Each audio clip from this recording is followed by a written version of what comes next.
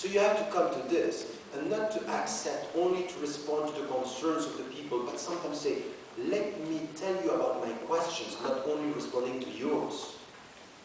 I'm a subject. I have questions. I'm asking myself the meaning of my life. So by adapting myself to your questions, I'm forgetting myself. Just please listen to what I have as questions and answers. So let the people listen to your questions. Because at the end of the day, I'm a question. I'm a question. I'm questioning your understanding. I'm questioning the homogeneity of our culture. I'm questioning. So it's positive. To question someone is always positive if it helps you to get a critical mind. So this is where I think that when we are in this, it's the psychological jihad here, is to resist what? Responding to what is coming. Sometimes we have, of course, I'm not saying you don't have to answer, of course, there are legitimate questions. Of course, when the people are asking you about violence, women, and someone, of course it's good to respond, but not always, and being always on the defensive by responding. So you respond to some questions, but sometimes you should be able to say that I have my own questions, I have my own concerns, and you start talking about you as a subject, with your questions, the quest for meaning, and your answers. And you speak about what? About spirituality. About something which is this very essence of what you are trying to do. So the point for me is to go against alienation, is to reconcile yourself with the very meaning of this quest. And the very meaning of this quest is spiritual. Is spiritual, is in which way I'm trying to master my ego. And by doing this, instead of responding to the fears of the people, you reconcile yourself with the essence of our common questions. And the common questions is, if we are serious about this jihad that I was talking about, mastering the bad by promoting the good in myself, this is the very meaning of emancipating myself from my own ego. Because my ego could lead me towards egocentrism and selfishness. So this is why I avoid being the object of your concerns by becoming an equal subject of our common quest. You get that? Not easy, but essential. This is where, as a European, as a Western, I become to be constructive and useful to my fellow citizens, because I am coming back to the essence of the true questions. I'm becoming a subject, and I am coming back to confidence, and coming back to trusting my own answers by being able to speak about them. And to speak about this, struggle against my own ego.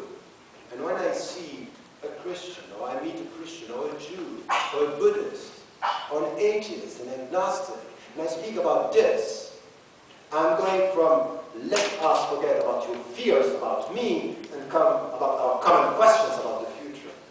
Let us come about the true question in a consumerist society, the way we eat, the way we drink, the very meaning of life, the way we treat animals, the way we mistreat nature.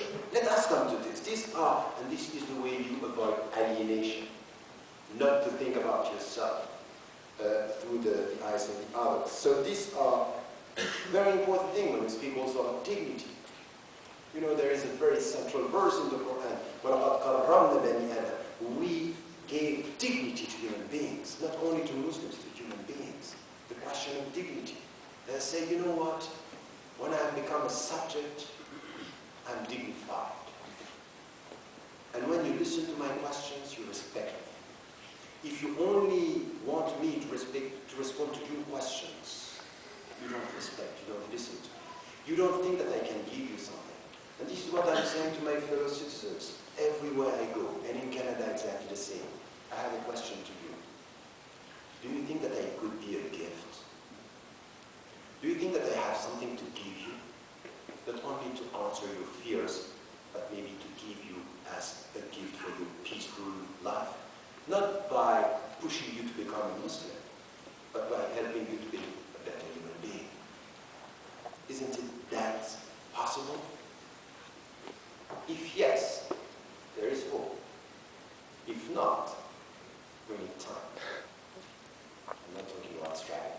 I'm thinking about time. That it is something which is so important. So this is the way to struggle against alienation. And also something which is, you know what is more dangerous than alienation? It's double alienation. And double alienation is exactly what is happening with Muslims. Because they are so much under pressure that sometimes, when they listen to something which is coming from the Western society, and they listen to Muslims speaking about this, they say, oh, he's talking like this because he wants to please them. I'm very often facing this with Muslims. And you know the problem is that you think that I'm here to please them because you ignore your own tradition. You think that what I'm saying is coming from the West, in fact, is as Islamic as the roots of Islam, but you don't know, you haven't studied this. And this is why, for example, when people are speaking about rationality, speaking about sciences, speaking about critical mind, speaking about defining words, they say, oh, it's coming from the West. No, it's not coming from the West. It is also in Islamic history. If only you study Islamic history, if only you knew, but you are not learning. So as you don't learn your own history, you think that you are thinking through the eyes of the other, because you don't know yourself. So to know yourself is not only to know your roots, it's not only to know your being, it's also to know your history. So history is the condition to resist alienation. A very important thing in philosophy, for example. And for example, the concept of reform. And I'm using in the book, radical reform, I'm trying to analyze the concept. And I have people say, oh, reform is coming from Reformation, is a Protestant concept, it's not Islamic. I say, I'm sorry. If you say this, it means that you haven't studied anything which is coming from the Islamic legal tradition. Because reform, the very concept of Islah, wa ijtihad, wa tajdeed, the three words that we have, the renewal, the critical thinking, and the reform of the self and the society, these are words that are in Islam. So if you study this, you understand that it's not coming from outside. But you think it's coming from outside because you don't know what is coming from within. So this is exactly double alienation. So to think that you think as the others because you don't know yourself or your tradition. This is the first dimension. And it needs here a long struggle. And it's a two-way process, by the way. It's not only coming from the Muslims. It's very important when we talk about struggling against alienation to say this to Canadian Muslims or Western Muslims. But it's very important to say to every one of us, and also to our fellow citizens, as I told you, you also are shaping the identity of the other by your perception and through your perceptions. So it's important to listen to people, to take time to listen. To take time to listen and to let the people talk about what they believe and not only in which way they can appease your fears and your concerns.